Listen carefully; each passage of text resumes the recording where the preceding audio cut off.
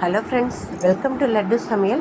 இன்றைக்கி நம்ம லட்டு சமையலை ட்ரிவாண்ட்ரம் ஸ்டைலில் ஒரு சிக்கன் ஃப்ரை தான் எப்படி செய்யுதுன்னு பார்க்க போகிறோம்.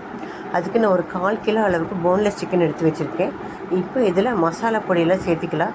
ஒரு 1/2 டீஸ்பூன் மஞ்சத்தூள், 1/2 டீஸ்பூன் மிளகுத்தூள், 1/2 டீஸ்பூன் கரம் மசாலா, 1 டீஸ்பூன் மிளகாத்தூள், 1 டீஸ்பூன் மல்லித்தூள், 1 டீஸ்பூன் சில்லி ஃப்ளேக்ஸு, தேவையான உப்பு எல்லாத்தையும் நல்லா போட்டு மிக்ஸ் பண்ணிக்கலாம். அதோட 1 டீஸ்பூன் அளவுக்கு இஞ்சி பூண்டு பேஸ்ட் போட்டுக்கலாம்.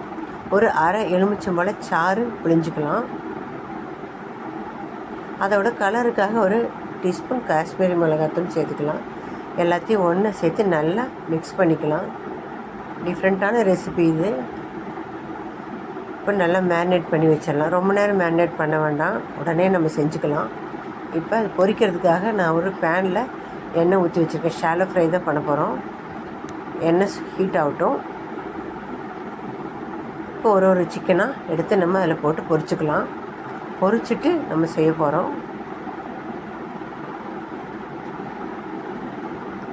போன்லெஸ் இல்லாமல் எலும்போடு இருக்க சிக்கன் கூட செய்யலாம். எல்லா சிக்கனையும் இது மாதிரி போட்டுக்கலாம். அவ்வளோதான், எல்லாத்தையும் போட்டோம். மீடியம் ஃப்ளேமில் மெதுவாக நம்ம ஃப்ரை பண்ணிக்கலாம். ஒரு சைடு வெந்துருச்சு. இப்போ 2வது பக்கம் திருப்பி போடலாம். 2 பக்கம் நல்லா கிறிஸ்பியாக வேகணும். திருப்பி போட்டுக்கலாம் எல்லா சிக்கனையும்.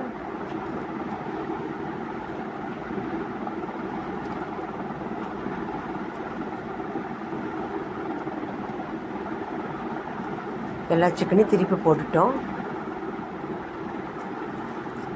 வேகட்டும். இந்த பக்கமும் நல்லா ஃப்ரை ஆகட்டும். நல்லா கோல்டன் ப்ரௌன் கலர் வர வரைக்கும் நம்ம ஃப்ரை பண்ணிக்கலாம்.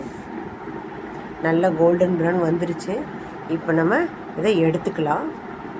நல்லா ஃப்ரை ஆயிடுச்சு. இதுவே ஃப்ரை சிக்கன் இப்படியே சாப்பிட்டாலும் நல்லா தான் இருக்கும்.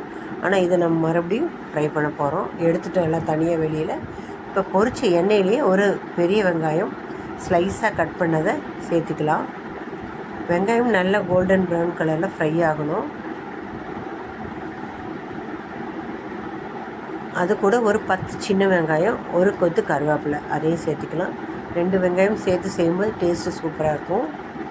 எல்லா வெங்காயம் நல்லா ஃப்ரை ஆகணும். அதோட கொஞ்சம் உப்பு, வெங்காயத்துக்கலவா, சிக்கனில் உப்பு சேர்த்துருக்கோம், வெங்காயத்துக்கலவா சேர்த்துக்கலாம். 1 டீஸ்பூன் இஞ்சி பூண்டு பேஸ்ட்டு போட்டு நல்லா ஃப்ரை பண்ணிக்கலாம்.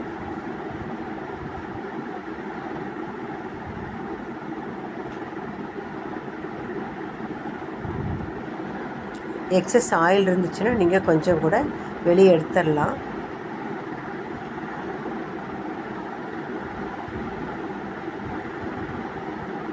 இப்போ நம்ம பொரிச்சு வச்சுருக்க சிக்கனை இதில் சேர்த்துக்கலாம். வித்தியாசமான டேஸ்ட்டில் இந்த சிக்கன் சூப்பராக இருக்கும்.